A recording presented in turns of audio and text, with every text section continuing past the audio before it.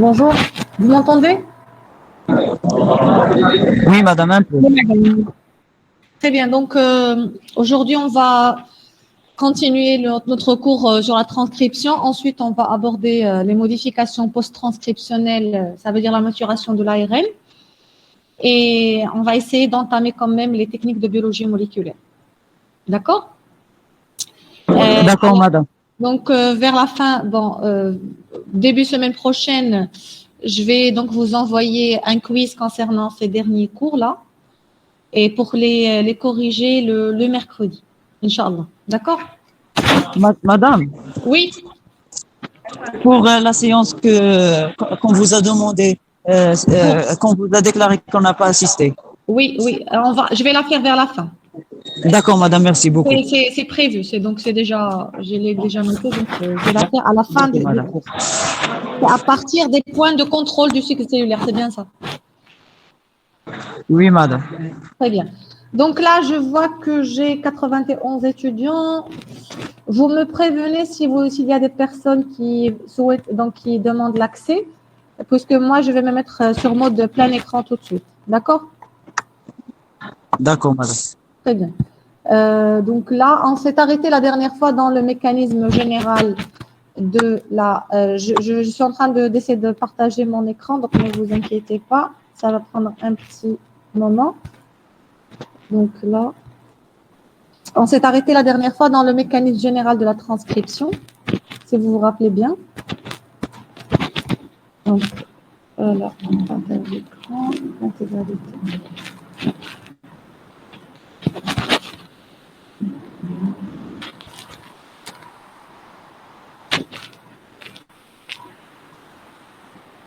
Est-ce que vous voyez mon écran? Oui, madame. Très bien. Donc, déjà, qui peut me rappeler c'est quoi la transcription? Comme ça, on récapitule un peu ce qu'on a vu la dernière fois. Quelle est la définition de la transcription? Vous m'entendez? Est-ce que vous arrivez à m'entendre? Oui, oui, madame, on vous entend. Oui. Donc, c'est quoi la transcription?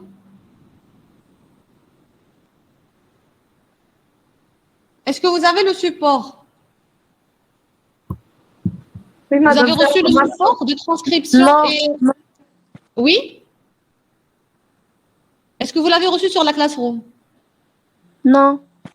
Ah, je l'ai envoyé, ça fait longtemps. Sur travaux et devoirs, vous avez la transcription et vous avez le cours sur les techniques de biologie moléculaire. Ce sont les deux derniers cours que j'ai envoyés. Qui a reçu le cours? Moi, madame, je reçu le cours. Pardon? Les gens qui l'ont reçu, qu'ils se présentent, qui se manifestent. Moi, Vous l'avez j'ai pas reçu? reçu. Oui, madame, je l'ai reçu. Vous l'avez reçu. Donc, s'il y a une personne qui a reçu, ça veut dire ça s'est bien transmis, ça s'est bien transmis. Et donc, il faut vérifier votre boîte sur Classroom. Donc, la transcription, c'est la biosynthèse de l'ARN à partir d'une matrice d'ADN, d'accord? C'est ça la définition de la transcription. C'est la première étape de ce qu'on appelle le dogme central de la biologie moléculaire, puisque la deuxième étape, c'est quoi? La traduction. C'est la traduction, très bien. Et donc, la transcription, est-ce qu'elle intéresse tout l'ADN ou bien qu'est-ce qui va être transcrit sur notre molécule d'ADN? Les gènes qui s'expriment. Ce sont que les gènes qui constituent donc l'unité héréditaire qui va être transcrit.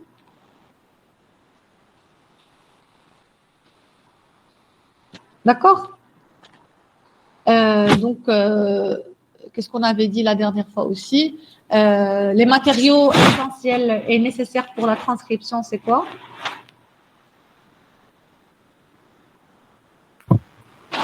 La matrice d'ADN. La matrice, très bien, sur laquelle va se faire la transcription, la matrice ADN. Quoi encore? Les nucléotides. Les nucléotides, ils sont sur quelle forme? Libre. On a besoin de ces nucléotides qui sont libres. Ils sont sur quelle forme à l'état libre?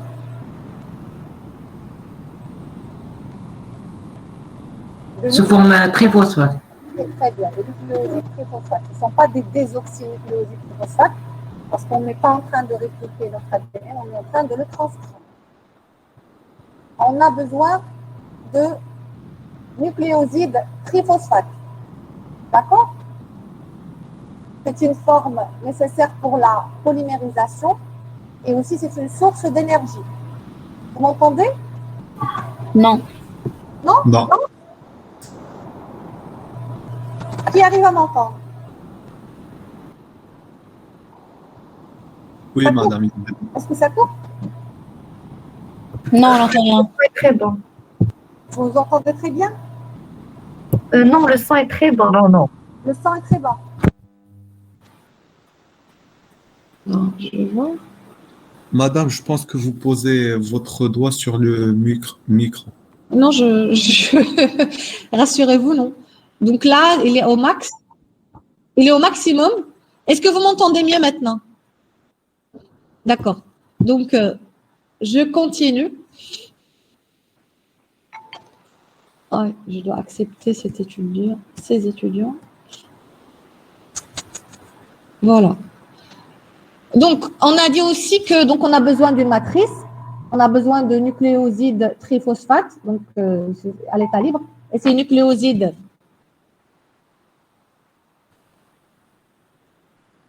ils sont donc des bases pyrimidiques, les C et les U, et les bases pluriques, les A et les G. Donc là, ce qui change, c'est qu'on n'a pas besoin de T, bien sûr. On a besoin d'une matrice et on a besoin aussi d'enzymes. D'accord? Et quelle est l'enzyme nécessaire pour cette synthèse? C'est L'ARN polymérase. D'accord? C'est l'ARN polymérase. Et c'est une ARN polymérase qui est dite ADN dépendante. Ça veut dire qu'elle a besoin d'une matrice d'ADN sur laquelle elle va travailler. Et cette ARN, elle est différente en fonction de l'espèce sur laquelle on travaille, donc en fonction de l'espèce. Donc, dans les organismes prokaryotes,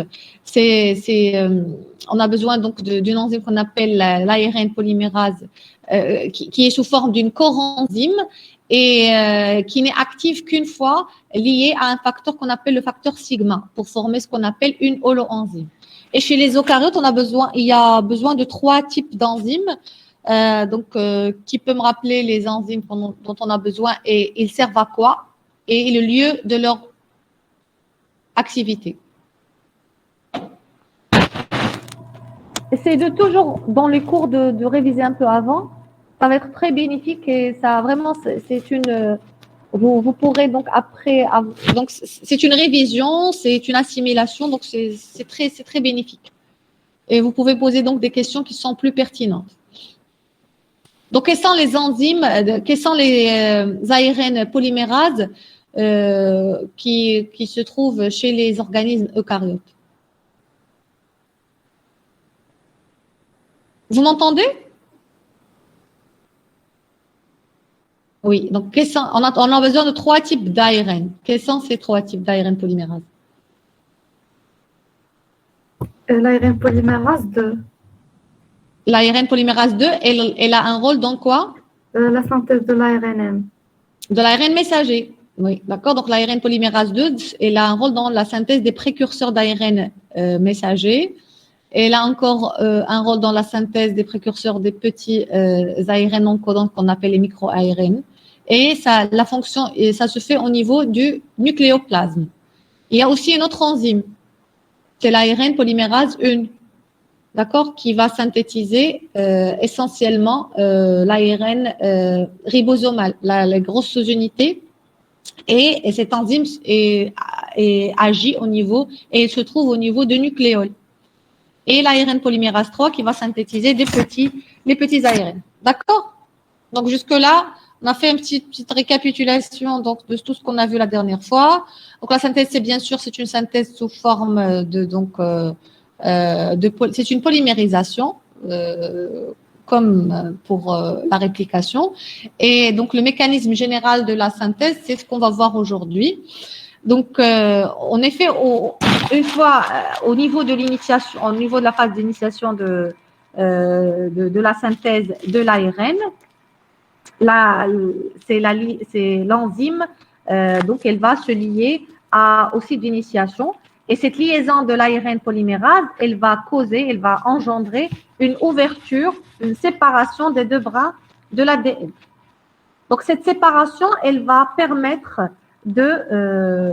d'exposer le brin matrice, donc ce brin-là, pour permettre donc la synthèse par complémentarité de pré-ARN. Donc là, ici, on a pris l'exemple de la synthèse de l'ARN messager. D'accord? Donc, c'est une synthèse qui va avoir, pour laquelle on a obligatoirement besoin d'une ouverture de la double hélice et la séparation des deux brins. Donc, on a besoin de ce qu'on appelle une dénaturation, et cette dénaturation n'est pas diffuse, c'est une dénaturation qui est localisée à un certain endroit. Et la liaison de l'ARN polymérase se fait à peu près dans les 45 paires de nucléotides. Donc, elle va s'associer à sur la molécule d'ADN sur une distance d'à peu près de 40 paires de bases. Je passe à la deuxième diapo. Donc, après l'initiation, vient la phase d'élongation, au cours de laquelle il va y avoir un déplacement de l'ARN polymérase le long de la molécule d'ADN. Et comme j'ai dit tout à l'heure, que déjà la fixation de l'enzyme crée une dénaturation de la molécule d'ADN. D'accord? C'est ce qu'on appelle cette dénaturation. Cette dénaturation engendre la formation d'une zone, ce qu'on appelle une bulle. C'est comme une sorte de bulle qu'on appelle la bulle de dénaturation. Et donc, sur le brin matrice, qui est représenté ici par ce trait continu, va se faire donc la synthèse. Donc, la synthèse se fait toujours dans le sens 5', 3'.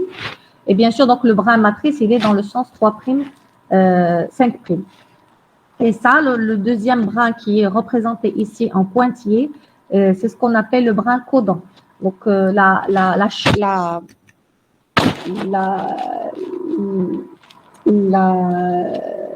chaîne codante, elle a la même donc une séquence identique à celle de l'ARN qui est synthétisée. À la seule différence, c'est que bien sûr l'ADN codant, la chaîne codante, elle a donc des T, des bases T, alors que la séquence d'ARN, elle aura des U au lieu de T. D'accord? Donc c'est la seule différence, bien sûr, de l'ARN par rapport à l'ADN. Mais la séquence, elle est la même. Et bien sûr, elle est complémentaire à celle de la chaîne matricielle. Est-ce que c'est clair jusque-là? Oui, madame. Donc, je récapitule, donc il y a une phase d'initiation, l'ARN polymérase, elle se lie à un site d'initiation, puis donc il y aura une dénaturation de la double hélice d'ADN. Donc, une fois la dénaturation faite, la synthèse, elle va commencer et ensuite, il va y avoir un déplacement de l'ARN polymérase tout au long de la molécule d'ADN. Et à chaque fois qu'elle se déplace, il y aura une dénaturation à cet endroit-là, la dénaturation localisée de l'ADN. Et au fur et à mesure que l'ARN est synthétisé, il va se détacher lui aussi de la molécule d'ADN pour qu'il y ait une refermeture de la molécule d'ADN. Voilà un dessin schématique ici à gauche de la protéine de l'ARN polymérase 2, d'une ARN polymérase bactérienne, on n'a pas ici ni un ni deux ni trois, le bactérien c'est une seule. Et donc c'est une grosse molécule qui est compacte et au niveau de laquelle donc vous voyez cette double hélice, c'est la double hélice de quoi? Qu'est-ce qui est représenté ici en rouge et en jaune? L'ADN. C'est la molécule d'ADN. Et ce qui est la bande en bleu, c'est quoi? L'ARN. C'est l'ARN qui est en cours de synthèse. Donc, à chaque fois que la molécule... Ici, à droite, vous avez l'aspect en cristallographie en 3D, une image en 3D de la même image. D'accord? Donc, vous avez ici la molécule d'ADN qui, à un endroit précis, donc il y aura à chaque fois, donc, il y aura une dénaturation, la formation d'une bulle de dénaturation, la synthèse de l'ARN qui va se faire sur l'ADN matriciel, et ensuite, il y aura un détachement de l'ARN. Il va rester attaché juste à un niveau très, très, très petit. et ainsi de suite. À chaque fois, il va être synthétisé, l'ARN sera détaché et une partie qui va rester attachée pour qu'il y ait donc synthèse sur tout le long du gène d'intérêt. D'accord? Donc voici le sens de la transcription, c'est dans ce sens-là. Est-ce que vous avez bien compris? Et à chaque fois que ça se déplace, la molécule, la double hélice se referme. D'accord?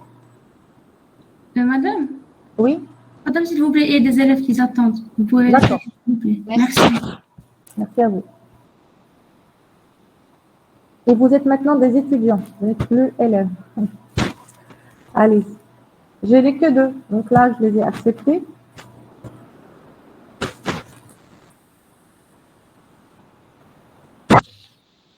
C'est clair? Cette étape, c'est important de comprendre cette étape-là. Donc, après avoir vu donc, le mécanisme général de la transcription, on va passer à l'étape d'initiation. Donc, l'initiation est là pour commencer la synthèse. On a besoin d'une région amont qui se trouve en amont du gène à transcrire, qu'on appelle la région un promoteur. Donc, c'est un promoteur qui se trouve en amont de l'ADN. Donc, c'est une molécule d'ADN, bien sûr. Donc, le promoteur, c'est une séquence d'ADN. Pour qu'on soit d'accord. Donc, il se situe en amont du premier nucléotide transcrit. Et il est différent en fonction de l'organisme. Donc, dans les organismes prokaryotes, je prends l'exemple ici des bactéries, on a 2 séquences promotrices. Donc, la première séquence, ce qu'on appelle la séquence -10, ou bien la séquence Tata.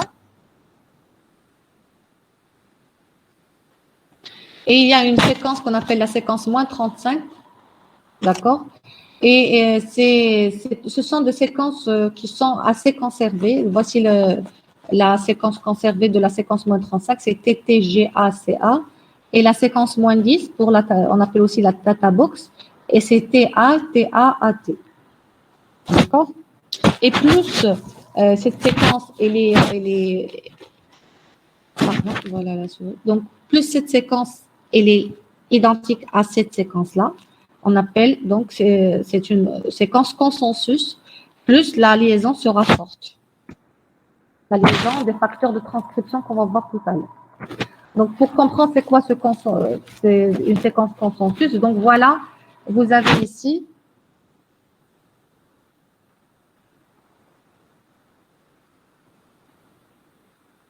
voilà, par exemple, ici un diagramme dans lequel vous avez ici la séquence Tata, la séquence -10, et ici la séquence -35. Vous me suivez?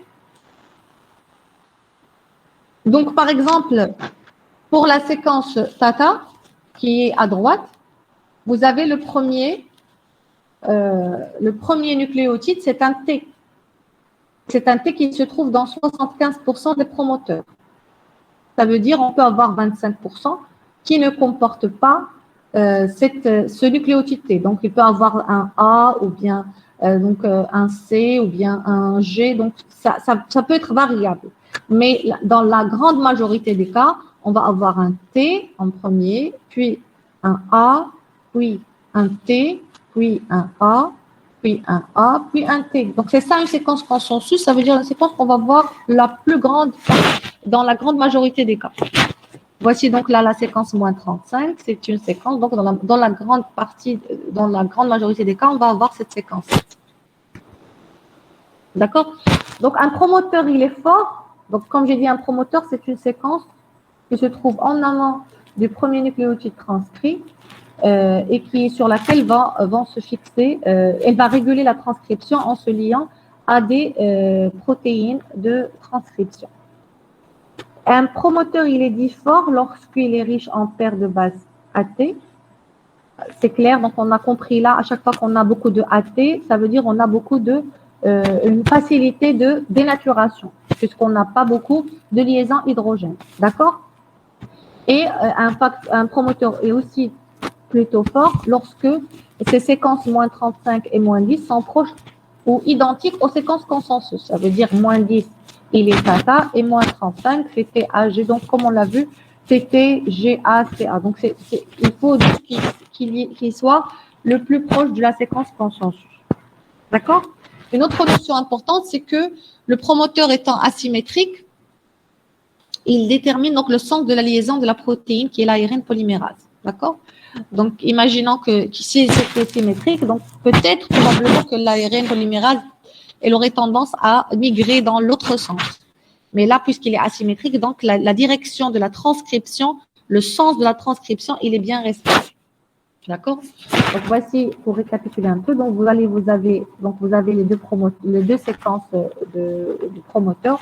Vous avez la séquence moins 35, la séquence moins 10, avec donc la liaison de l'holoenzyme qui va engendrer donc la dénaturation au niveau de cette séquence moins 10, et la synthèse va se faire, la synthèse de l'ARN va se faire en commençant souvent.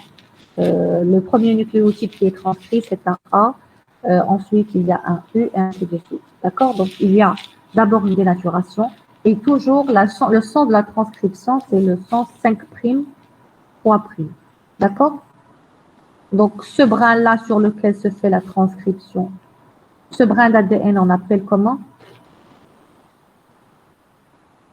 Brin transcrit. Le brin qui sera transcrit, il s'appelle comment? Le brin d'ADN. La matrice. Le brin matrice. Et ce brin-là, le brin codant. On l'appelle le brin codant parce qu'il aura la même séquence que l'ARN qui est transcrit. D'accord? Juste, on va changer le U par un T. Oui? Bien sûr, bien sûr.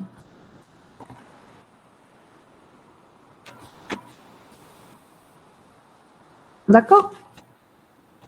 Est-ce que c'est clair jusque-là? Oui, oui. Donc, comme j'ai dit, donc, il faut qu'il y ait une liaison d'une enzyme qui est donc qui est l'holoenzyme, mais au départ à l'état libre. Donc, c'est une corenzyme qui va reconnaître la séquence des promoteurs. Elle va se lier et il y aura association du facteur de sous-unité sigma pour démarrer donc la synthèse et la synthèse de l'ARN, qu'on appelle donc la transcription.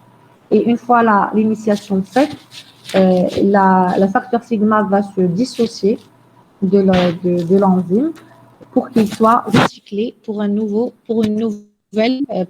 démarrage de transcription.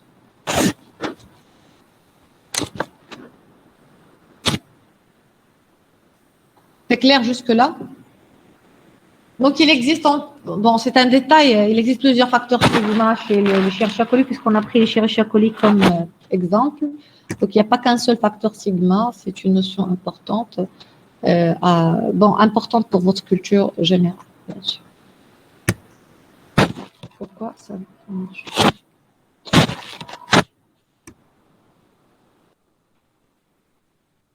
Les promoteurs chez les eucaryotes, ils sont plutôt modulaires et variables. Donc, on peut avoir, par exemple, une séquence data qui se trouve en amont de la GC-Box, donc on pourra avoir un échange dans la disposition de ces différentes séquences, et aussi on peut avoir une séquence qui manque. Donc, c'est une structure qui est donc dite modulaire et variable dans les promoteurs des gènes transcrits par l'ARN polymérase pour la synthèse, bien sûr, de l'ARN messager. C'est ce que je viens de dire. Donc, pour qu'il y ait activation de la transcription, il faut que, au niveau de la séquence promotrice, la liaison a un complexe qu'on appelle le complexe de préinitiation de la transcription. Et ce complexe, il est formé de plusieurs sous-unités protéiques. D'accord? Donc, la première de ces protéines qui va intervenir, c'est la TF2D. Donc, on appelle TF, c'est relatif à transcription facteur. Donc, c'est des facteurs de transcription. Donc, la première de ces protéines à intervenir, c'est la TF2D, qui est formée elle-même d'une douzaine de protéines. Donc, c'est un très grand complexe protéique. Et c'est elle qui va reconnaître et établir des liaisons avec la séquence data. D'accord?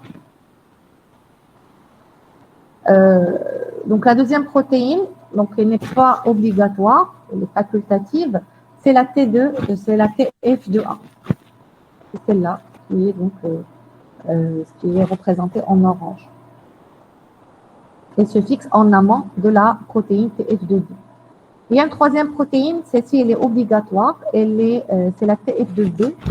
Elle se fixe en aval de TF2D, donc, au niveau de l'extrémité 3' de l'ADN. D'accord? Et ensuite, il y aura intervention aussi d'autres protéines comme TF2E, TF2H, TF2F. Donc, ça représente quand même un complexe de préinitiation qui est assez grand. Donc, je passe sur ça. Donc, je ne vais pas m'attarder trop pour pouvoir arriver à la maturation de l'ADN. Donc là, l'étape de terminaison aussi, elle est différente selon que l'on est dans un organisme prokaryote ou bien un organisme eucaryote. Donc, chez les organismes prokaryotes, il y a intervention de séquences particulières d'ADN qu'on appelle les terminateurs.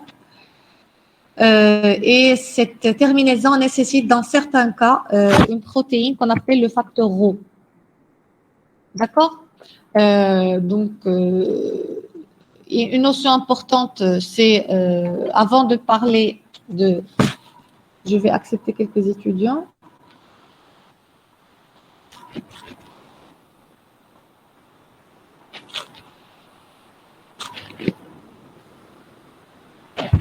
Donc, les séquences d'ADN qui jouent un rôle de terminateur ont un type de séquence qui est particulier, qu'on appelle le palindrome.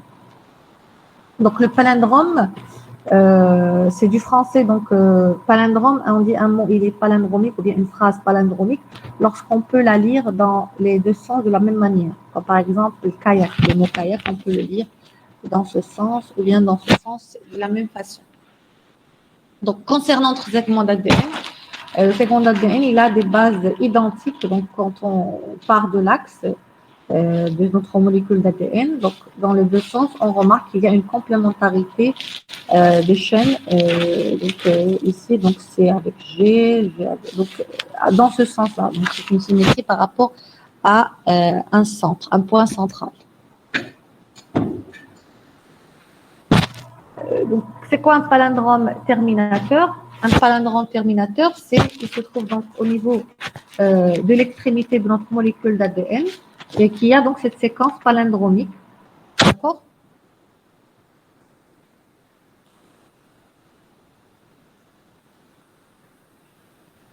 En fait, c'est pas aussi rectiligne que ça. C'est une forme qui est plutôt pseudo-hélicoïdale. Donc, c'est comme une sorte d'hélice. Et il va avoir un rôle important dans les terminateurs dits Rho indépendants. Donc, ils sont dits Rho indépendants parce qu'ils n'ont pas besoin de facteur Rho pour qu'ils soient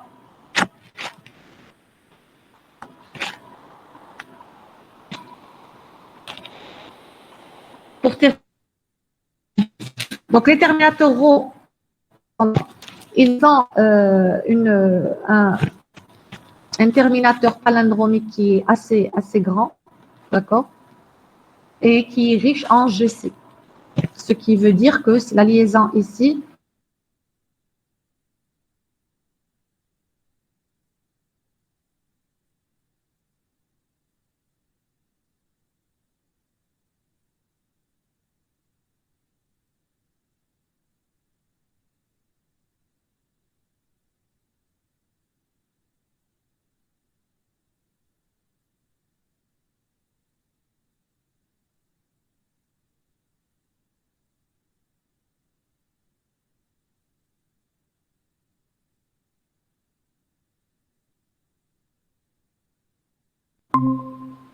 sur le bras matrice, en complémentarité avec cette queue poly-U, on a une queue poly quoi?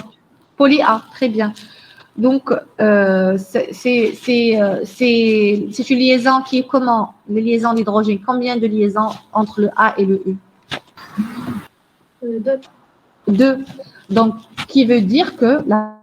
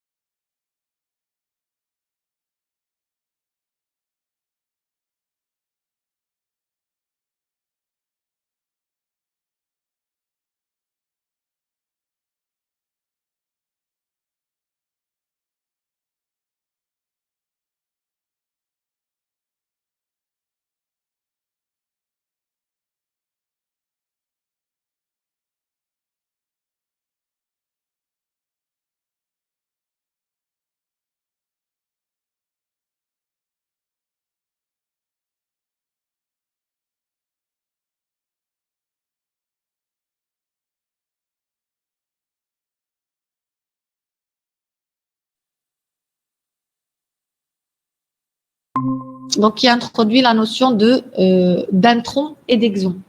Donc en fait, les gènes qui codent pour les protéines ont une structure donc en mosaïque. Oui.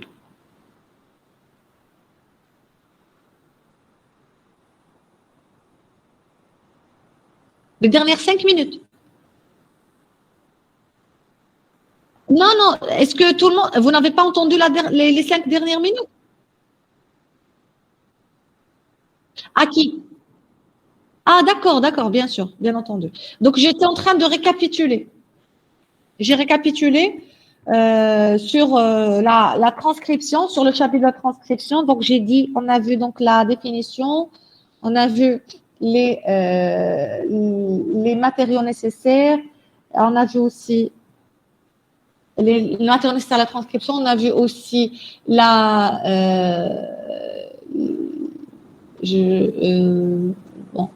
les matériaux nécessaires, le mécanisme général, l'initiation et la terminaison de la transcription. D'accord? C'est ce qu'on a vu pour la transcription. Et là, on passe aux modifications post-transcriptionnelles représentées par la maturation de l'ARN chez les eucaryotes. Bien sûr, la maturation intéresse les eucaryotes et pas les prokaryotes, puisque, comme je l'ai dit l'autre fois, ça peut se faire... la transcription et la traduction peuvent être concomitantes chez les prokaryotes. Et on ne va pas traiter tous les ARN, on va traiter que la maturation post-transcriptionnelle de l'ARN messager. Donc, pour introduire ces modifications, je vais commencer donc par une notion importante, c'est que au niveau des gènes, c'est pas toute la partie du gène, elle sera transcrite, elle va être retrouvée dans l'ARN messager mature. Il y a des régions qu'on va pas retrouver dans l'ARN messager mature, qu'on appelle donc qui ont été suggérées par Walter Gilbert en 1978, donc qui a donc remarqué que quand il a essayé de faire une hybridation de l'ARN mature sur l'ADN correspondant, il a trouvé qu'il y a des surplus sur l'ADN. Donc, on a plus d'ADN que d'ARN. Donc, il y avait des boucles qui se formaient sur l'ARN, sur l'ADN, pardon. Donc, voici donc des boucles d'ADN qui vont se former sur l'ARN. Donc, pour faire simple, donc je vais faire un petit schéma illustratif.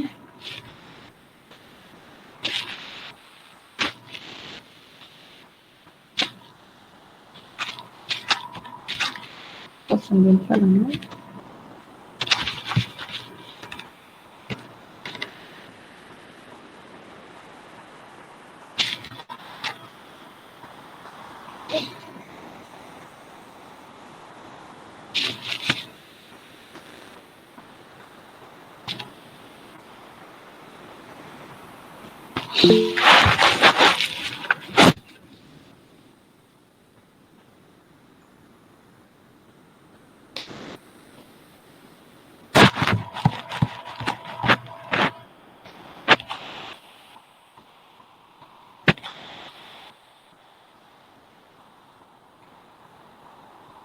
Vous voyez l'écran blanc?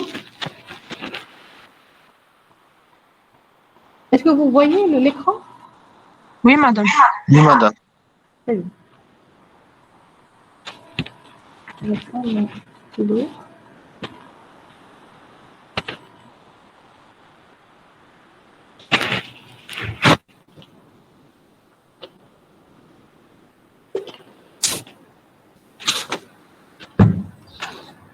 Donc, imaginez, donc là, vous avez votre molécule d'ARN messager mature. Donc, et il a pris donc la même séquence d'ADN sur laquelle s'est faite la transcription de cet ARN.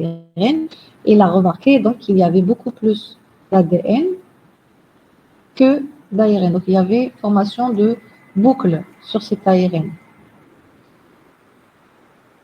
Et c'est d'où la notion qui était introduite, qui est celle de l'ADN intronique. Donc, il y avait sur le gène des régions introniques et des régions qu'on appelle les exons, et ce sont celles qu'on va retrouver sur l'ARN mature. Pas tout autre, en grande partie. D'accord? Donc là, ce que vous avez en bas, c'est quoi? Si vous suivez bien. C'est notre molécule, un brin de notre molécule. ARN. ARN ou ADN? ARN. Non, c'est l'ADN. C'est vrai, vous avez raison. Donc là, je voulais savoir si vous êtes sûr. Donc là, vous avez l'ARN. Et donc, ça sous-entend quoi? Ça sous-entend qu'il y a des parties d'ARN qui est précurseur, donc avant sa maturation, qui vont être enlevées, qui vont être ce qu'on appelle épicées. C'est d'où vient le terme d'épissage, d'accord? Donc, des régions de l'ARN messager, le précurseur, donc avant qu'il y ait une maturation, qui vont être supprimées. Est-ce que c'est clair? Comme ça, je reviens à mon... Madame, oui.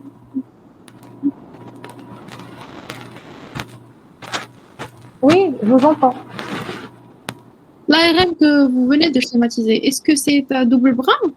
Parce que j'arrive toujours Non, pas... non, pour hybrider, bien sûr, on a besoin de séparer les deux brins et on a hybridé sur lui de l'ARN. Donc, c'est un simple brin sur lequel il y a un ARN qui est par défaut simple brin. D'accord? D'accord, merci. Donc, Madame, ce ne Oui. serait pas l'ARN pré-messager et l'ARN messager avec les introns et les exons? l'ARN messager, c'est quand on parle ARN messager, ça sous-entend ARN mature, qui est déjà mature. Mais quand on parle de précurseur d'ARN messager, ça veut dire qu'il va par la suite subir des modifications post-transcriptionnelles qu'on va voir tout de suite. D'accord? C'est pour ça que je voulais introduire les modifications post-transcriptionnelles, parce que ce n'est pas l'ARN qui est transcrit à partir de l'ADN, c'est directement celui qui va subir donc la traduction et sera prêt à l'usage. Est-ce que c'est clair? Donc là, on va comprendre quelles sont les différentes modifications post-transcriptionnelles de là. C'est pour ça qu'on appelle donc là la structure des gènes, elle est en mosaïque. C'est dû à la présence de ces boucles d'ADN, les boucles d'ADN sur l'ARN. Et vous avez ici l'ARN avec l'ADN. Vous avez bien sûr les deux brins ici, un brin d'ADN et une molécule d'ARN qui se sont hybridées, mais on a un surplus de l'ADN. C'est clair, j'espère. Donc, voilà une autre façon d'exprimer la chose. Donc, vous avez votre gène ici. C'est la région régulatrice avec le promoteur. Et donc, sur la gène, vous avez donc des séquences qu'on appelle les séquences exoniques, c'est l'exon. Et entre les séquences d'exons, vous avez les introns sur le gène. Généralement, les introns sont beaucoup plus grands que les exons. Et généralement, ce sont les introns qui sont excisés, éliminés. Et les exons seront ressoudés lors de la phase d'excision épissage. Donc, la maturation des ARN, elle a lieu pendant la transcription. Donc, c'est pendant la transcription que va se faire la maturation. On va voir comment. Donc, comme je l'ai dit tout à l'heure, ces phénomènes n'existent pas chez les prokaryotes du fait de l'absence de compartimentalisation. Donc, il n'y a pas de compartiment noyau cytoplasme. Donc, et au fait du fait que la traduction elle est en continuité avec la transcription. C'est assez concomitant.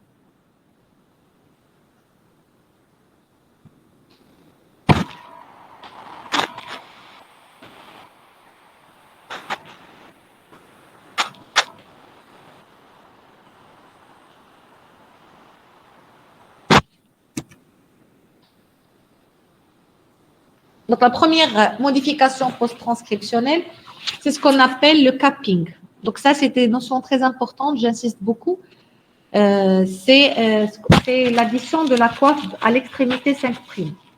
Donc, c'est ça notre coiffe, la coiffe qui va être rajoutée à l'extrémité 5' de l'ARN, du trait ARN. D'accord? Donc, voici votre molécule d'ARN qui est en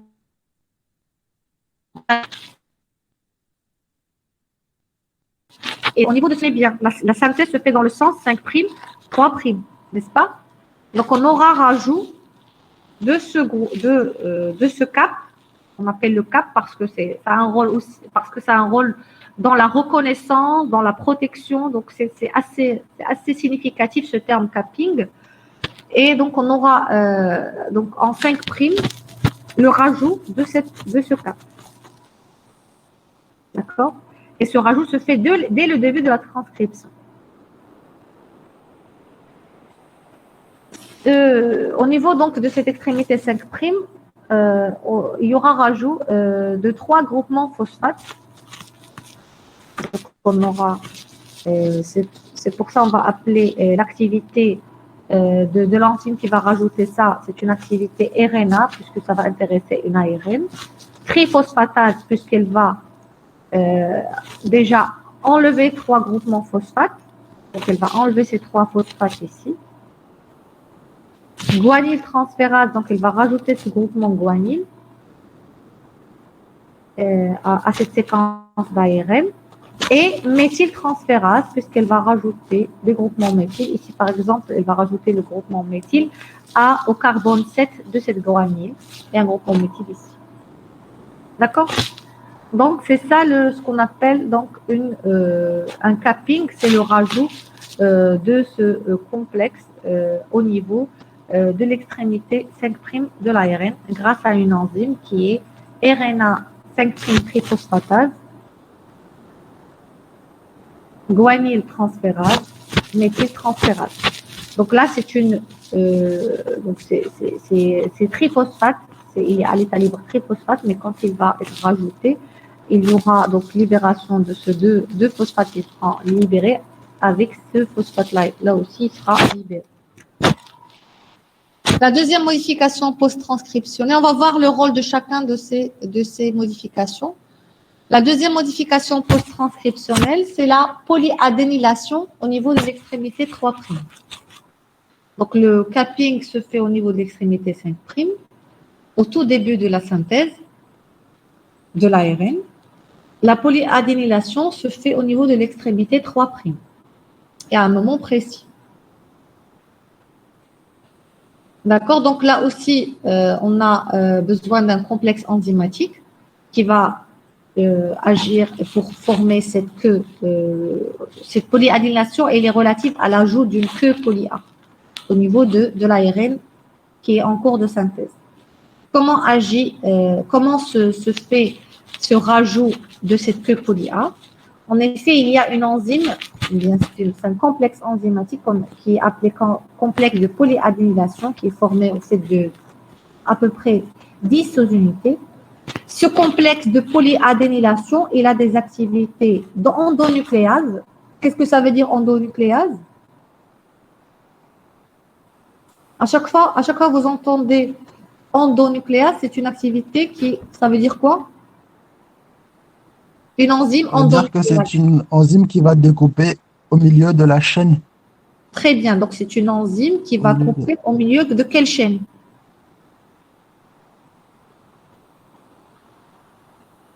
Donc, au milieu de l'acide, au milieu de l'ARN ou de l'ADN. Oui, d'un acide nucléique, que ce soit ADN ou bien ARN. D'accord?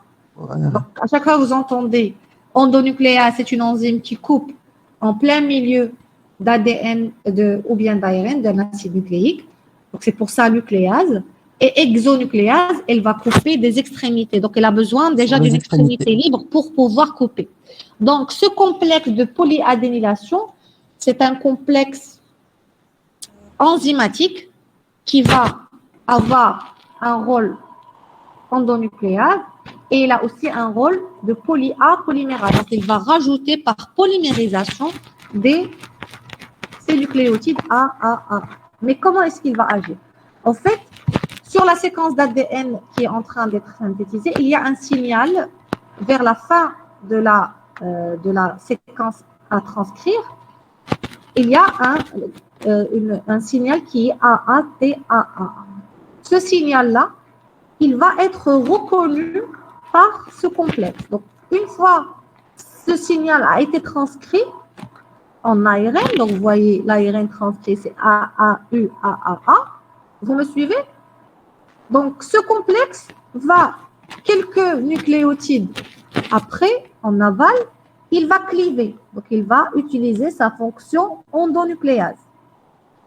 Et donc, remarquez que même s'il clive, l'ARN polymérase, elle continue quand même à synthétiser jusqu'à une certaine distance et elle va s'arrêter une fois qu'elle va trouver, bien sûr, ce qu'on a dit tout à l'heure, les terminateurs. Donc, ça dépend si on est donc, chez l'eucaryote, chez l'eucaryote, bien sûr, là, on est dans l'eucaryote. Donc, une fois qu'il y aura des signaux de terminaison, donc, elle va s'arrêter de synthétiser. Mais, donc, déjà, l'ARN, il va donc subir une modification par donc, clivage. Une fois ce complexe va reconnaître ce signal de polyadénylation.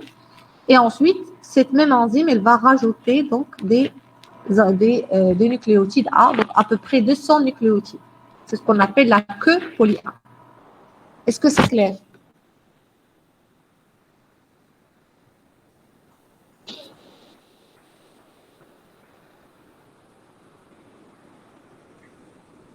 Est-ce que c'est clair? Vous me suivez? Oui, madame. Très bien. Oui, madame.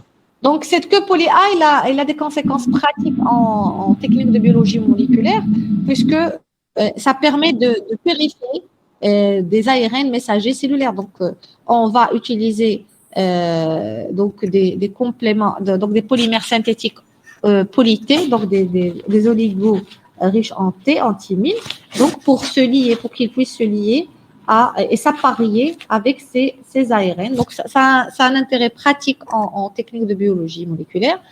Il a des conséquences pratiques, il a des conséquences fonctionnelles, bien sûr, puisque c'est grâce à cette coiffe et à cette queue poly A que l'ARN pourra traverser le pore nucléaire. Donc, c'est un signal, c'est comme un pass qui va permettre à la molécule de traverser le pore nucléaire. Donc, bien sûr, vous savez tous que l'ARN messager, il est synthétisé pour agir au niveau du cytoplasme. La traduction se fait dans le cytoplasme. D'accord? Donc, ça a un rôle important pour traverser le pore nucléaire. Et il a aussi un rôle important pour contrôler la stabilité et donc pour que la dégradation de l'ARN messager ne soit pas faite de façon aléatoire, donc elle se fait en fonction des besoins. Il faut savoir que les ARN messagers ont des demi de vie très variables, mais beaucoup plus courtes, très courtes, bien sûr. Quand on compare l'ADN à l'ARN, bien sûr, l'ADN, c'est une molécule qui est conservée, alors que l'ARN, elle a une durée de vie qui est variable et courte en fonction des besoins de synthèse et de traduction. Donc, je ne vais pas parler des mécanismes de protection et de dégradation, ça va faire trop long. Donc, et je passe à la dernière indication post-transcriptionnelle qu'on va traiter, c'est l'excision-épissage, l'excision des introns et épissage des exons, ce qu'on appelle le splicing. L'excision, donc, c'est quoi? L'excision, c'est la coupure et le détachement des introns. Et l'épissage, c'est la soudure des exons bout à bout. Ces différentes réactions d'excision-épissage nécessitent 3 segments, qu'on appelle aussi motifs, qui sont fonctionnellement très importants. Le premier segment, le premier site, la première région pour ce phénomène d'excision-épissage, ou bien qu'on appelle splicing, c'est le site donneur.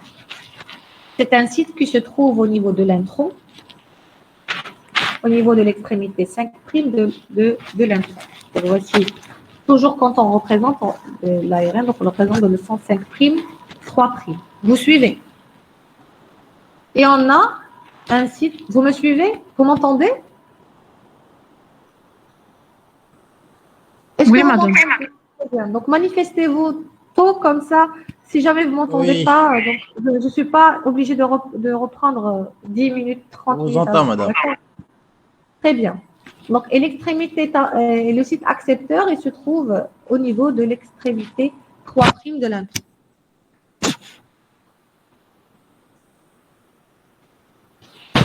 Donc, ce site donneur, il a une séquence consensus qui est GE. Et le site accepteur, il a cette séquence AG. Il y a en plus ce qu'on appelle un site de branchement. Donc, on a dit qu'on a besoin de 3 sites. Donc, il y a le site donneur, qui se trouve à l'extrémité 5' de l'intron. Le site accepteur au niveau de l'extrémité 3' de l'intron.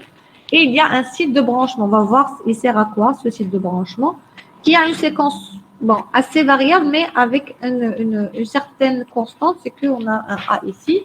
Et donc, on a la séquence, elle est Y pour une base pyramidale quelconque, E pour E, R pour une base curique quelconque, A et Y pour une base pyramidale quelconque. Donc, quelles sont les étapes du splicing ou bien excision et plissage? Donc, la première étape, c'est que le premier, il y aura donc tout d'abord, il y aura un clivage au niveau de l'extrémité 5' de l'intron, donc coupure.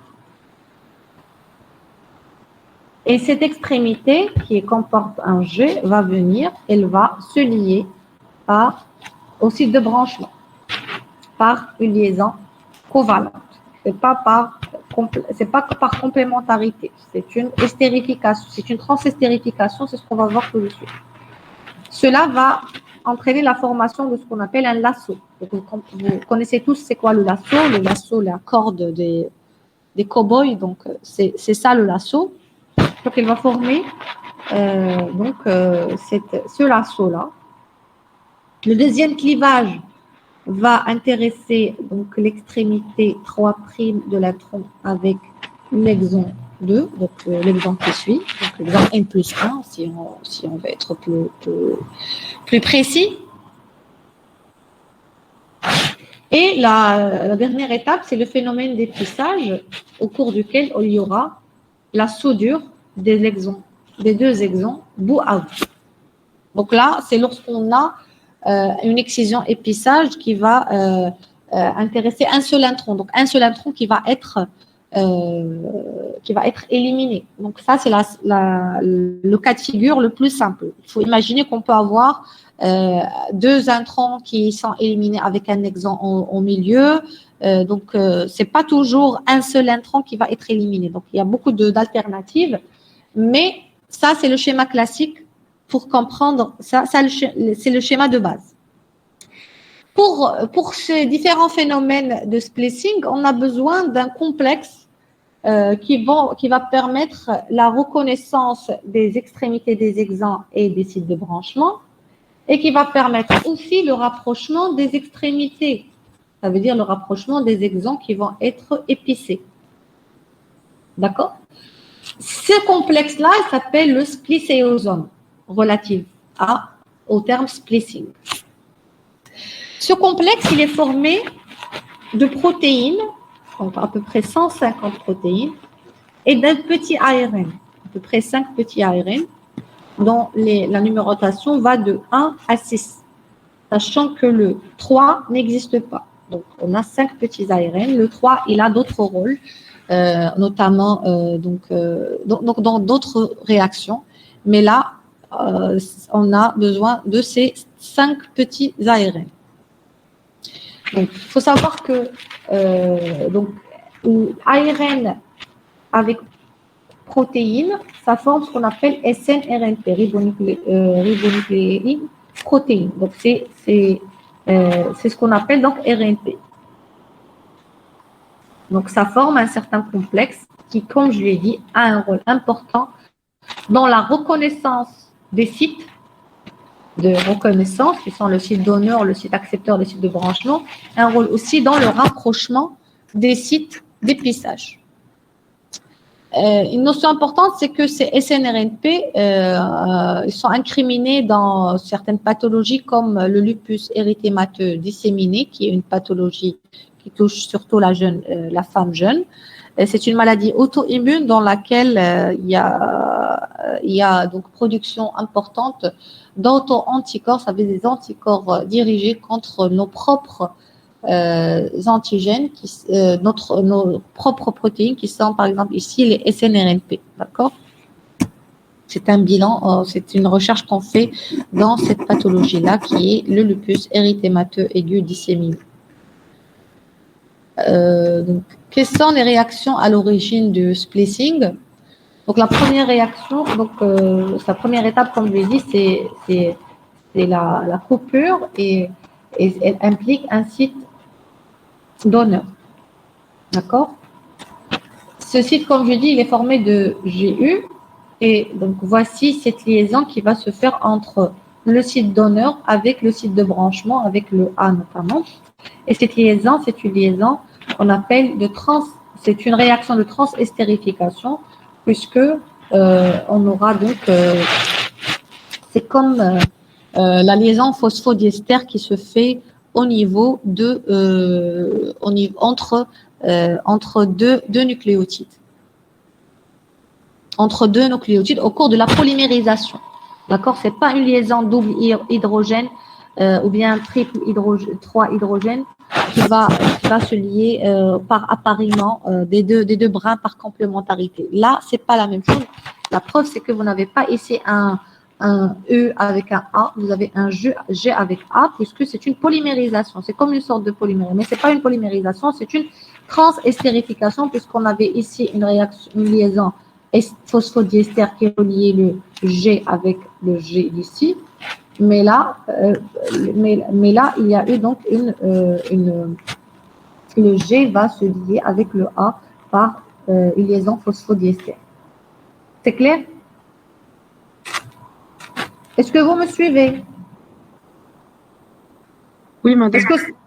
Très bien. Donc, la deuxième, c'est qu'il y aura une coupure. Donc, ça, il y aura une formation de ce qu'on appelle un lasso intronique par liaison phosphodiester 5', 2'. Donc, 5' de ce G, ce qui est classique. Donc, souvent, ça se fait entre 5', mais ça se fait entre 5', 3'. Ici, vous avez entre 5' et 2'.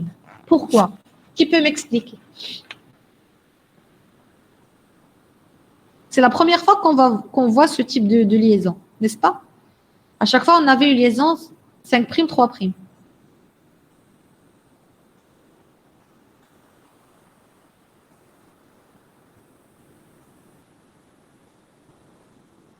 Donc, 2' déjà, c'est sur le carbone 2', n'est-ce pas? De l'ARN, de cette adénosine. N'est-ce pas?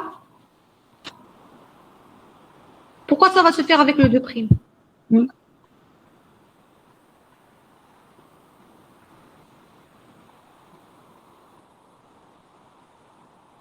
Madame, Oui. je pense qu'après le A, on a un Y, c'est pyramidque. Oui. Et le 3', il est engagé en liaison. Très bien. Et le 5', il est déjà engagé ici en amont. Donc, il lui reste un OH libre qui va faire cette liaison avec G. Très bien. Est-ce que c'est clair pour tout le monde? Donc là, c'est la première réaction de transestérification. Donc, on appelle transestérification parce que il y avait une liaison phosphodiester ici qui a été transportée vers là. D'accord? Est-ce que c'est clair? Au moins un oui. Oui, madame. Oui, très bien. Donc, la deuxième étape, c'est ce qu'on appelle aussi une liaison, une transestérification. Donc, c'est une deuxième transestérification qui va permettre l'épissage. Donc, la liaison de l'exon n avec l'exon n+. Là, c'est le cas de figure le plus simple. Vous avez compris qu'on peut avoir une liaison exon n avec n plus 2 ou bien n plus 3. On va voir un exemple concret à la fin du cours. Donc, c'est une liaison de transestérification. Donc, on avait une liaison phosphodiester qui reliait l'extrémité de l'intron avec l'extrémité 3' de l'intron avec l'extrémité 5' de l'exon. Donc, il y avait coupure et il y avait une transestérification. Ça veut dire que la liaison va se faire avec cet exon-là. Et c'est une liaison qui va être 5', 3', puisque bon, le 3' de G, il n'est pas, comme l'a dit votre camarade, l'a bien dit, n'est pas engagé dans une autre liaison, puisqu'il il n'a plus cette liaison avec l'intron qui le suivait. Et donc, on aura par la suite donc, la liaison de ces deux exons, c'est ce qu'on appelle l'épissage. D'accord? Le rôle des différents SNRNP, donc on a le premier SNRNP E1. SNRNP, comme je l'ai dit tout à l'heure, c'est un SNRNA, donc c'est un ARN small nucléaire, donc c'est petit nucléaire. Il va s'apparier, donc SNRNP, c'est SNRNA plus protéine. Donc ce complexe SNRNP E1, donc il a une partie ARN et une partie protéique. Donc la partie ARN, c'est elle qui va s'apparier au site donneur. Le SNRNP U2, son RNA va se lier au site de branchement. SNRNP U5, U4, U5 seront par la suite recrutés pour que U5 interagisse avec U2 et avec le site accepteur. Donc tout ça, ça permet donc ce qu'on appelle le splicing et avec le grand rôle du splicéosome qui est formé, comme je l'ai dit, SN, ça veut dire SN pour small nucléaire ARN plus protéine. Est-ce que c'est clair?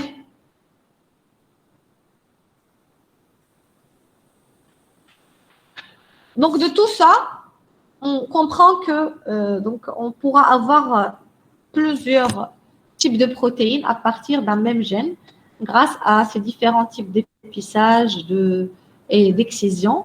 Et donc, en effet, chez l'espèce humaine, on a la synthèse dans notre corps de plus de 100 000 protéines, alors qu'on n'a que 20 000 gènes qui seront transcrits par l'ARN polymérase 2.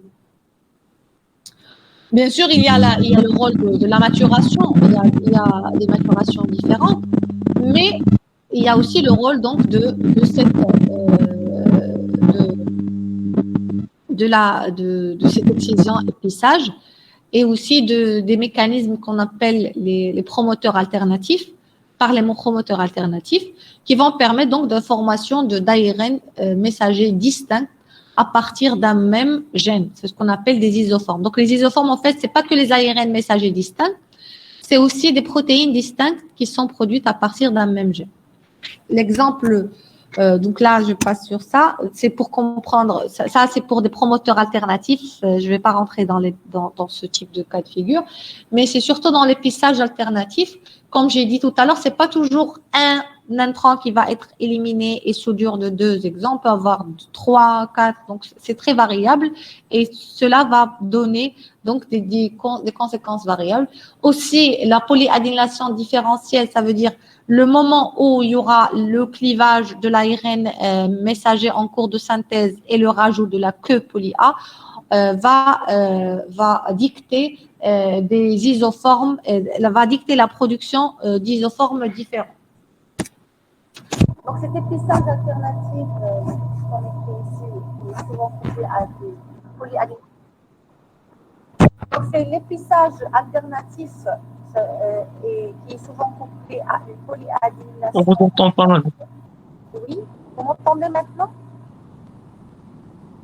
Non. Je n'ai pas entendu. Pardon?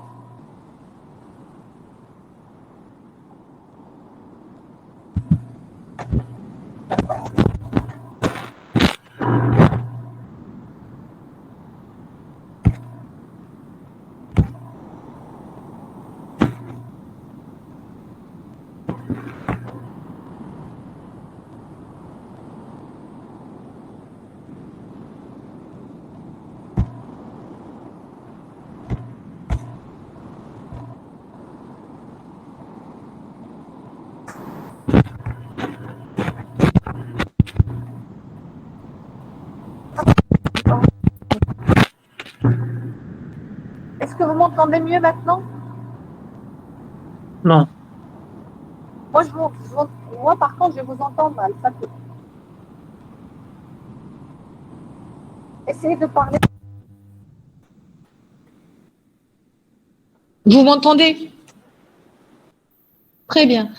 Donc, ce que je disais tout à l'heure, c'est que à partir d'un même gène, on peut avoir plusieurs protéines synthétisées. Je donne l'exemple ici d'une protéine, d'une hormone thyroïdienne qui est la calcitonin, qui a un rôle important dans le métabolisme phosphocalcique, et d'une protéine produite par les neurones au niveau du système nerveux, qui est la CGRP. Ce sont deux protéines qui sont différentes, avec des mécanismes, avec des rôles complètement différents, et qui sont synthétisées à partir du même gène. Et ceci grâce à une polyadénylation et un épissage alternatif. Regardez pas ici à gauche.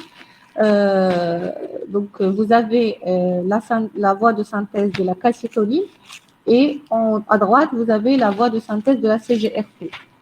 Donc, il y a un rôle important. Il est incriminé dans les phénomènes de migraine et beaucoup d'autres mécanismes, d'autres phénomènes. Donc, à gauche, donc vous avez le stade de pré-ARN messager. Donc, voici le gène déjà, à partir duquel va être synthétisé, que ce soit la calcitonin ou bien la CGRP. Donc, remarquez que pour le pré-ARN messager, la polyadénylation se fait déjà au bout du 4e exon. Donc, ce qui est là comme des briques, ce sont les exons représentés. Et entre eux, vous avez les introns. Donc, déjà, la polyadénylation, ici, elle se fait à partir de l'exon 4. Par contre, là, c'est à partir de l'exon 6. D'accord? C'est ce qu'on appelle donc une polyadénylation différentielle. Une deuxième chose, c'est que remarquez, pour passer, je crois qu'il y a des étudiants qui veulent rejoindre.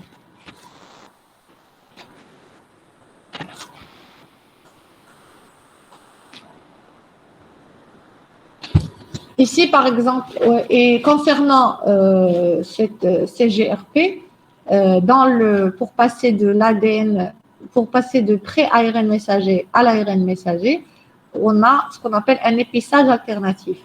Il y a donc une excision de deux introns, donc qui est l'intron entre l'exon 3 et l'exon 4, et de deuxième intron qui est entre l'exon 4 et l'exon 5, et aussi donc l'exon 4 qui va être éliminé aussi.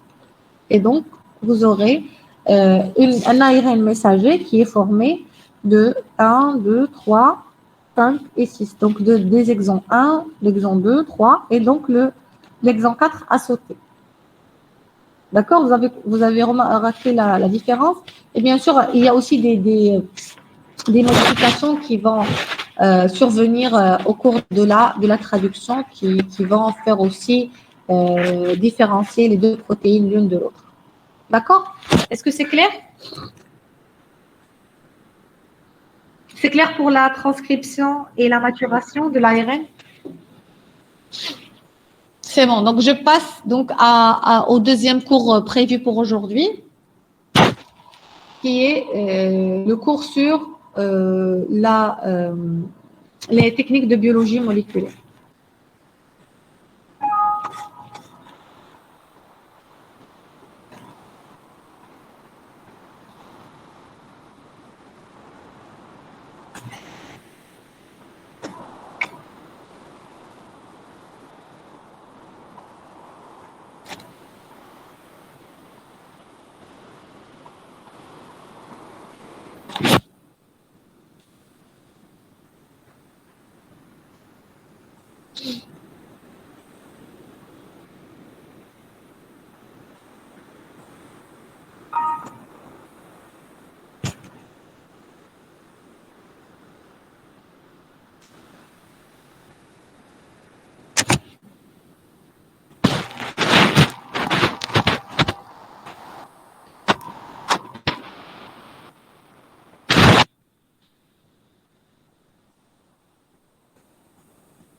qu'est-ce que vous entendez quand on parle de technique de biologie moléculaire? Qu'est-ce que ça veut dire pour vous? Comment, par exemple, l'extraction de l'ADN, Oui. comment on peut l'utiliser, les protéines, ARN. À quoi ça va nous servir de l'extraire, de l'utiliser? On va l'utiliser en Je quoi? pense qu'il va nous aider à savoir l'état de l'intérieur du noyau. L'état de l'intérêt. Et ça va servir à quoi? La finalité de la chose. On La peut circulation du séquencer, noyau. par exemple, un gène. C'est quoi le séquençage? Donc ça nous mène à des termes assez poussés. Donc. C'est quoi le séquençage? Par exemple, on peut définir la séquence de l'ADN qu'on a dans un gène. Par exemple, après une extraction d'un ADN d'un noyau, on peut savoir la succession des différentes bases qui constituent Très cet bien. ADN. Donc, le séquençage déjà, donc ça nous permet de reconnaître la succession de nucléotides dans une séquence donnée. Et donc, quand on connaît déjà la base, donc s'il y a des modifications, on va savoir que est-ce que c'est pathologique, est-ce que ça expliquerait une pathologie qui existe déjà, un phénotype, est-ce que ça explique un phénotype ou non. Donc ça pourrait avoir beaucoup d'intérêt. Donc et une chose importante, c'est que la biologie moléculaire, il y a bien sûr des chevauchements entre la biologie moléculaire et la cytogénétique. Mais en gros, la génétique, la biologie moléculaire, on a besoin on travaille sur de l'ADN, donc on a besoin d'extraire l'ADN. Alors que la cytogénétique, en gros, donc aujourd'hui, on a besoin aussi dans certaines techniques comme la CGH d'extraire l'ADN, mais en gros, on travaille sur la cellule, sur les chromosomes. Donc ça, c'est une différence. Mais qui commence à un peu perdre son exactitude. Donc, comme toujours, dans les techniques de biologie, pour chaque, je projette déjà les objectifs. Donc, le but du cours, c'est de connaître les principes des techniques de biologie moléculaire, donc, connaître certaines de leurs applications, surtout pour vous en tant que futur médecin. Donc, à quoi ça va nous servir. Et on va essayer donc pour un peu s'exercer, c'est un peu c'est très bon. Mes étudiants toujours aiment bien quand on interprète ensemble des chromatographies, des électrophorogrammes, des pyrogrammes, assez simples. Donc donc c'est une concrétisation de tout ce qu'on a appris sur du réel.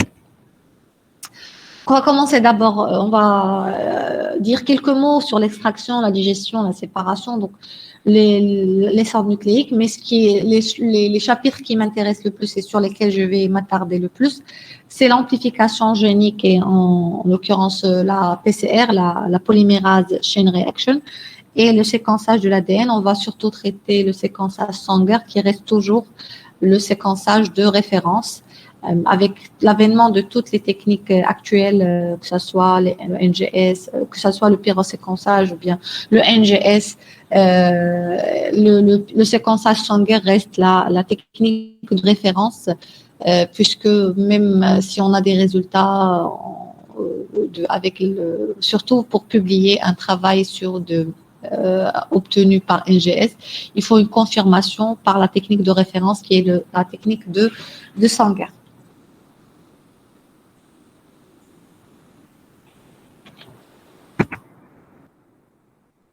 Donc, comme j'ai dit au départ, c'est une qui consiste à manipuler l'ADN, et qui dit manipuler l'ADN, extraire. Pardon, je vais accepter quelqu'un.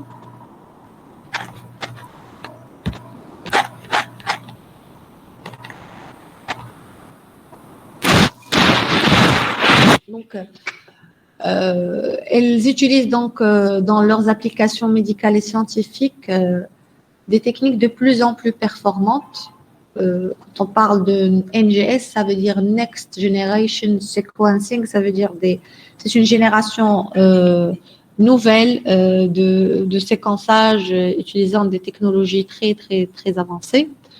Mais les principes généraux de ces techniques font appel aux mécanismes de base de biologie moléculaire. C'est pour ça que j'ai commencé par l'étude des acides nucléiques, la réplication, la transcription, les propriétés des acides nucléiques. Tout ça, c'est des bases indispensables pour comprendre les techniques de biologie moléculaire. Donc, si vous avez bien assimilé jusque-là les différentes techniques de biologie moléculaire, les différentes les cours de réplication, les cours de transcription, le cours sur les acides nucléiques, ce cours-là, en principe, va être assez simple. D'accord, donc l'extraction classique de l'ADN fait appel au couple phénol-chloroforme. On peut utiliser par des kits commerciaux. Donc, actuellement, il y a des kits commerciaux qu'on utilise au laboratoire pour faire des extractions semi-manuelles, semi-automatiques ou automatisées donc totalement. Il y a aussi des techniques par des billes paramagnétiques. Donc, non, là, vous n'avez pas le paramagnétique. Donc là, vous avez juste l'aspect de l'ADN, comment est-ce qu'il apparaît. C'est comme une sorte de méduse. Donc, vous voyez que l'ADN, donc, il est incolore. C'est assez difficile de suivre si on n'a pas des outils pour qualifier, pour quantifier l'ADN et ainsi de suite. Donc, si on n'en a pas, c'est assez difficile pour le reconnaître. Voici donc la molécule d'ADN qui a la forme d'une méduse blanchâtre.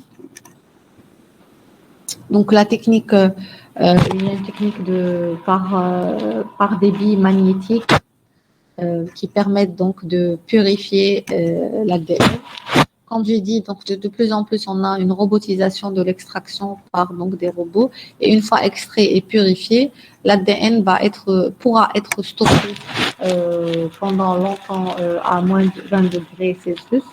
De façon temporaire, par exemple, si on a fait l'extraction la veille, on veut manipuler le lendemain pour une éventuelle PCR, séquençage ou quoi, quelque chose d'autre, on peut le laisser juste au réfrigérateur à 4 degrés Celsius. Par contre, pour l'ARN, comme on l'a vu qu'il est instable avec, donc bien sûr, sa structure simple brin et son groupement OH libre endocrine,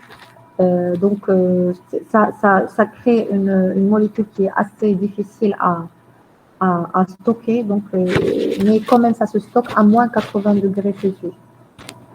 Que ce soit pour l'ADN ou l'ARN, il faut éviter au maximum les phénomènes de congélation, décongélation, pour qu'il n'y ait pas de formation de cristaux et donc par la suite des phénomènes de dégradation des molécules, des acides nucléiques. Il y a aussi, donc après avoir vu l'extraction d'ADN, on passe à la digestion de l'ADN. En fait, au départ, la technique qu'on utilisait le plus, c'est la digestion par des enzymes de restriction, mais actuellement, c'est les enzymes de restriction pour fractionner l'ADN en petits fragments. Ça garde son intérêt surtout pour le clonage, mais pour le travail de routine au laboratoire, à l'hôpital, surtout on utilise des techniques de PCR. C'est des techniques qui permettent d'isoler et d'amplifier. Donc, notre but, c'est d'isoler une séquence d'intérêt sur laquelle on veut travailler, sur laquelle on veut rechercher, par exemple, la séquence ou bien rechercher une mutation ponctuelle ou quoi que ce soit.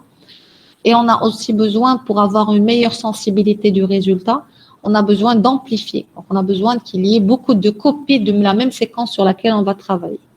Et donc, ceci sera possible par l'avènement de la PCR. Donc, la PCR, une fois qu'elle est devenue accessible, donc on a pu s'en passer donc de ces phénomènes de digestion par ces enzymes de restriction. Donc, mais un petit mot de ces enzymes de restriction, ce sont des enzymes qui ont un rôle endonucléase, ça veut dire qu'ils vont couper les liaisons phosphodiester en plein milieu de l'acide nucléique.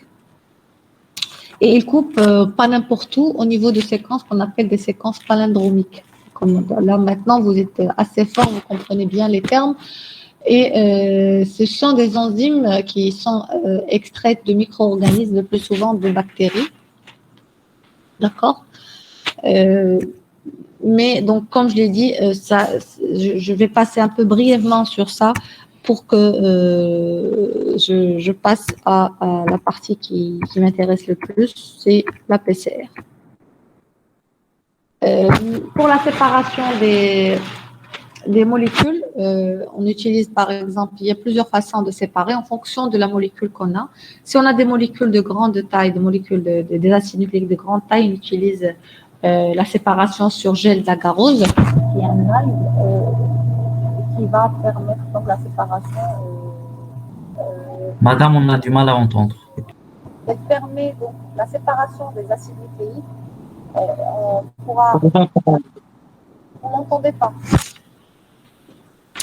Donc, la séparation des acides nucléiques. Vous me suivez? Oui, madame. Donc, une fois qu'on a isolé, et quand je dis isolé, ça veut dire on a sélectionné la région d'intérêt. La région d'intérêt dans le génome, elle peut être donc isolée. Avant, elle était isolée par des enzymes de restriction. Elle coupait les molécules et après, par un autre moyen, on va amplifier ces régions-là. Mais grâce à l'avènement de la PCR, on a pu réaliser donc cet isolement et cette amplification en même temps par la PCR. Donc, une fois qu'on a eu nos segments, nos fragments, on va, il y a une méthode de biologie moléculaire qui est la séparation des acides nucléiques pour voir par exemple leur taille. Donc, on utilise par exemple, si on a des molécules de grande taille, on va utiliser une électrophorèse sur gel d'agarose et qui a des mailles assez larges, mais qui va pas permettre une discrimination à un nucléotide près. Pour avoir une discrimination à un nucléotide près, on utilise plutôt le gel de polyacrylamide qui permet une séparation à un nucléotide près. Et donc là, par exemple, sur gel d'agarose, par exemple, on a notre échantillon qu'on va injecter ici et on sait que les molécules d'ADN, elles ont quelle charge? Les acides nucléiques en général, ils ont quelle charge? Ils sont chargés négativement ou bien positivement? Négativement. Négativement. Quel est le groupement qui porte la charge négative? Le phosphate. Très bien, c'est l'acide phosphorique qui a le groupement, qui a la charge négative. Et donc, les molécules vont migrer du pôle de la partie positive, de négatif vers le positif. Et plus la molécule, plus le fragment est petit, plus il va migrer loin, et ainsi de suite. Et en regard, il y a une piste, donc vous avez la piste 2 sur laquelle on a injecté notre échantillon, et on a sur la piste 1 un marqueur de taille qui est déjà injecté et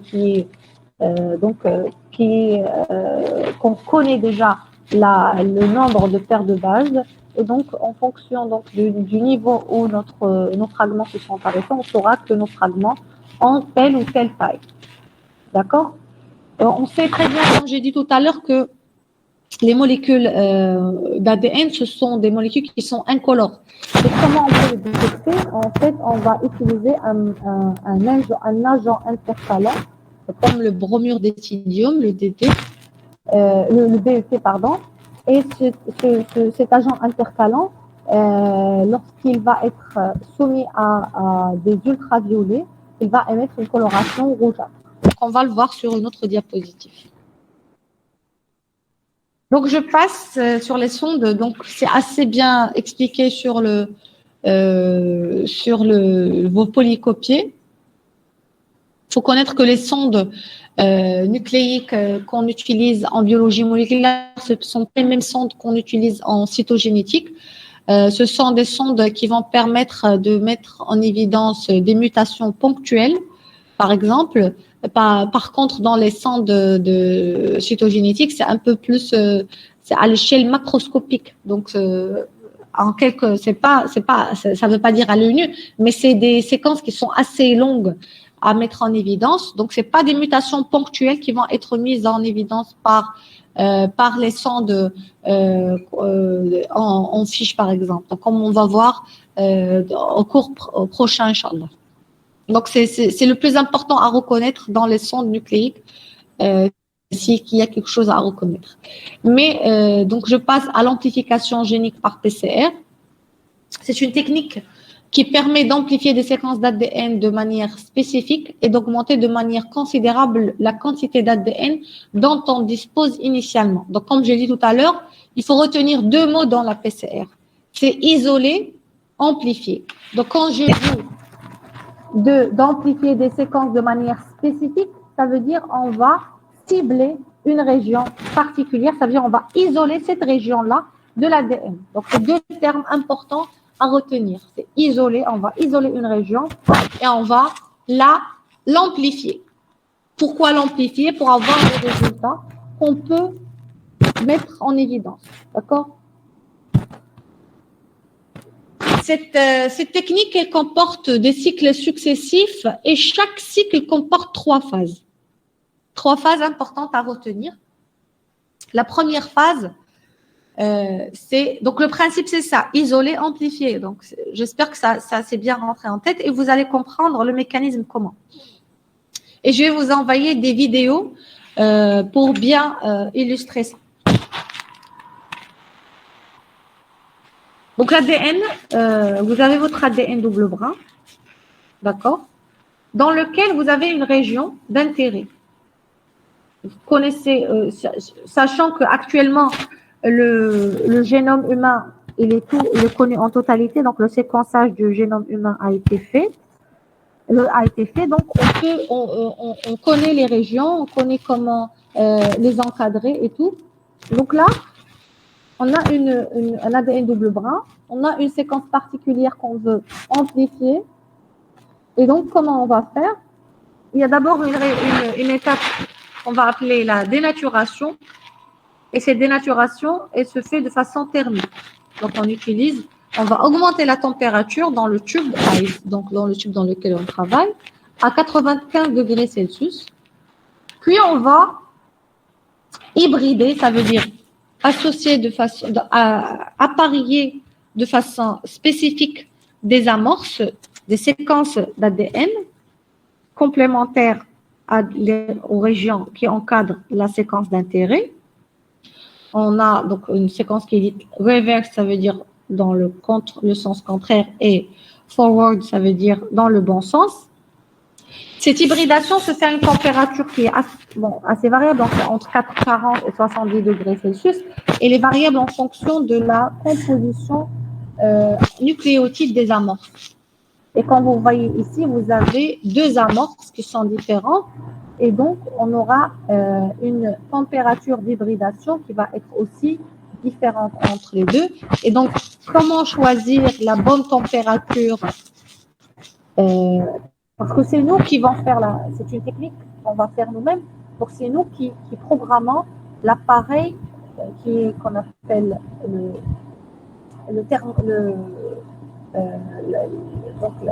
l'appareil sur lequel va se faire la PCR. C'est nous qui la programmons. Et donc, cette étape-là, on doit choisir la température idéale pour permettre l'hybridation des amorces. Et donc, la température idéale serait la moyenne des 2 températures de fusion de ces deux-là. Donc, vous vous rappelez de la température de fusion Tm, c'est quoi la Tm? Quand on a vu les acides nucléiques.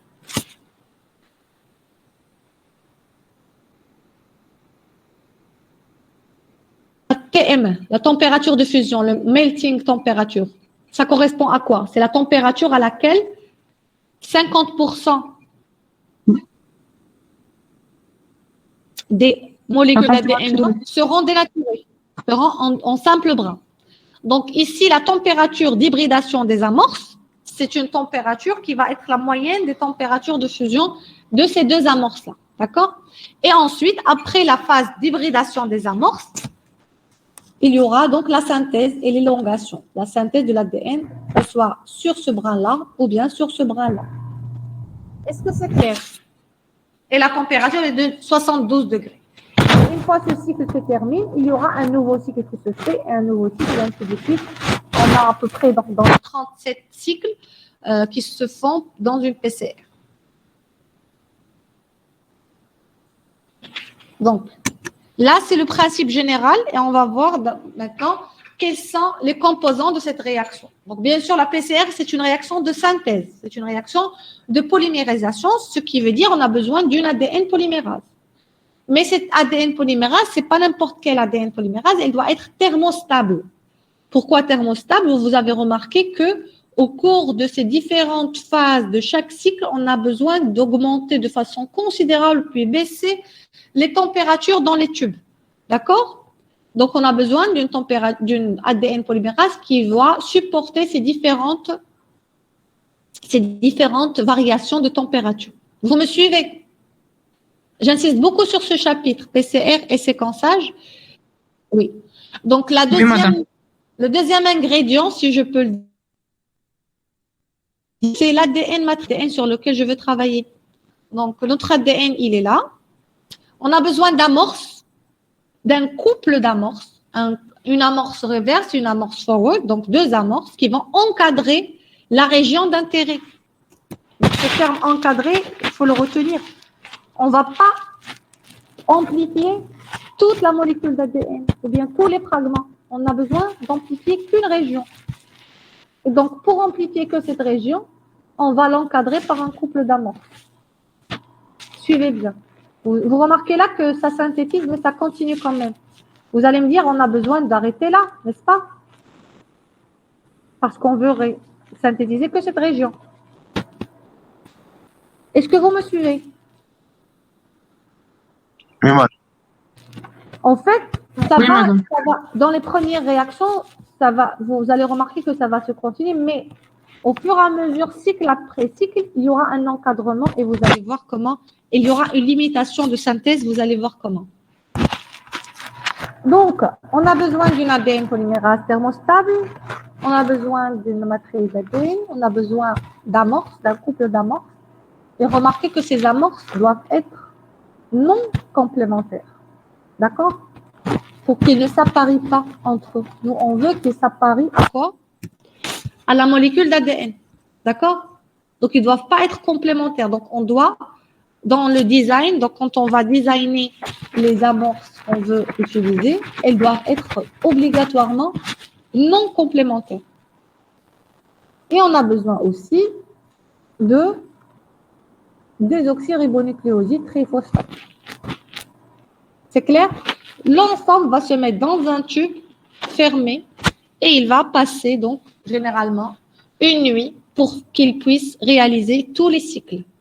L'appareil s'appelle un thermocycleur. Donc, dans le thermocycleur, on va mettre les tubes fermés et le lendemain, donc, on va avoir le produit PCR. Donc, voici la réaction, comment elle se fait. Donc, vous avez votre molécule d'ADN. Madame, Oui, Madame, amorcer l'ADN. c'est une molécule d'ADN. Ici, dans la technique, on utilise des amorces d'ADN. C'est pas comme la réplication, on a besoin donc, généralement, c'est de l'ARN, mais ici, c'est de l'ADN. D'accord? Est-ce que c'est clair? Ah oui, Madame, merci. Je vous en prie. On continue. Donc, vous avez votre molécule d'ADN, double brin, antiparallèle, et donc, vous avez les amorces qui vont se lier une fois la dénaturation faite, la dénaturation thermique faite. L'hybridation des amorces va se faire pour encadrer le fragment d'intérêt, le fragment à amplifier. Pour simplifier, donc voici votre séquence. Généralement, c'est beaucoup, beaucoup plus long que ça, mais c'est juste pour faire simple. Donc, voici notre séquence à amplifier. Il y a la première étape qui est la dénaturation. Ça veut dire la séparation des deux brins d'ADN. Ensuite, la deuxième étape, c'est l'hybridation des amorces. Vous remarquez que les deux amorces doivent être obligatoirement non complémentaires. Et l'hybridation, ça correspond donc à une moyenne de température de Tm des deux amorces. Donc, la température d'hybridation, c'est la Tm moins donc 5 degrés Celsius. Donc, c'est à peu près la moyenne. Donc, c'est la moyenne des Tm des deux amorces. Et les amorces, comme j'ai dit, ce sont 20. Donc, c'est 15 à 25 nucléotides complémentaires à l'extrémité de la région à amplifier. Ils ne sont pas complémentaires entre eux. Ils sont complémentaires, bien sûr, à la région à amplifier, à l'extrémité de la région à amplifier. Et bien sûr, la troisième étape, c'est l'élongation. L'élongation, c'est la synthèse par polymérisation grâce à l'ADN polymérase. C'est la TAC polymérase, une des enzymes. Maintenant, donc, il y a plusieurs types d'enzymes utilisés au laboratoire pour permettre l'amplification. Ce sont obligatoirement des enzymes thermostables, des enzymes ADN polymérase thermostables. Et par la suite, donc, cycle après cycle, donc voici par exemple le premier cycle. Au bout du premier cycle, on aura 2 molécules d'ADN avec comportant le fragment d'intérêt en question, d'intérêt qui est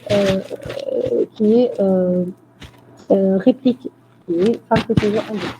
Ensuite, dans le deuxième cycle, vous aurez donc 4 fragments, 4 copies de cette région.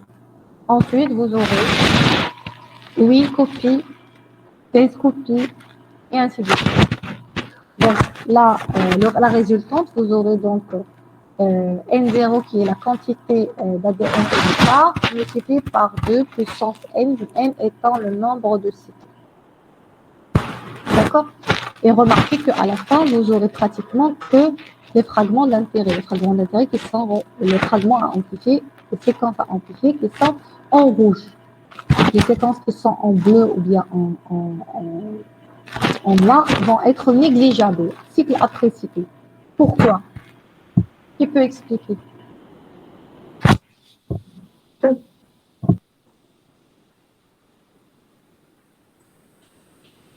Parce qu'à chaque fois, l'un des fragments d'ADN qui est matriciel devient plus petit. Très bien. Pourquoi il devient plus petit? Parce qu'au début, on a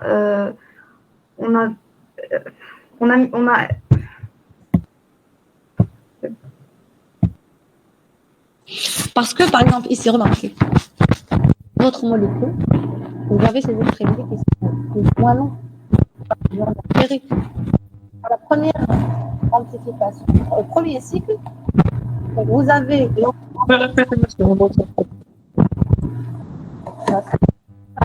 naturel, donc la séparation des deux brins d'ADN.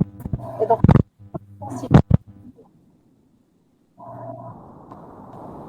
qui m'entend bien?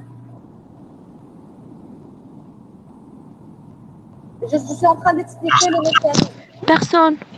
Personne n'entend bien. Non, madame, on n'entend pas bien. Je reprends. Voilà, je reprends. Est-ce que vous m'entendez maintenant? Non. Non? Est-ce que vous voyez ma souris? Oui, madame. Oui, oui, madame. Oui. Je vais essayer d'aller doucement. On vous entend très mal. Ça a été très mauvais. Écoutez, donc là, on arrive à moins 10 déjà. On a terminé avec la PCR, donc voici le thermocycleur. La séance prochaine, on va reprendre la technique en bref. Après que je vais vous envoyer les vidéos de la PCR, d'accord? Pour comprendre la limitation et l'encadrement de la région à amplifier, d'accord? Et je vais vous envoyer aussi des quiz pour la séance d'après, pour la séance de mercredi. Donc, je vous remercie, je vous dis au revoir et à la prochaine. Merci à vous, madame. Bon week-end. Au revoir.